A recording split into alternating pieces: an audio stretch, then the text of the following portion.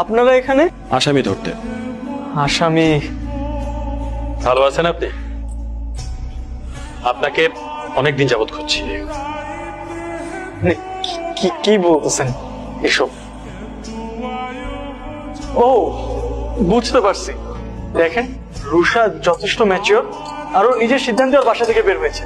এখানে ওকে জোর করে এসে ধরার কোনো মানে হয় না। আপনারা ওকে ধরতে পারেন না। সেটা নিজের ইচ্ছাতেই বাসা থেকে বের হয়ে এসেছে, এই কথাটা ঠিক।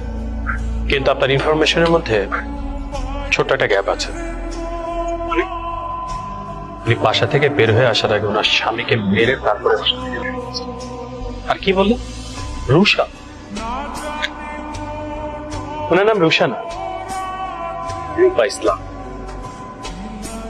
আপনি এগুলা কি বলতেছেন? উনি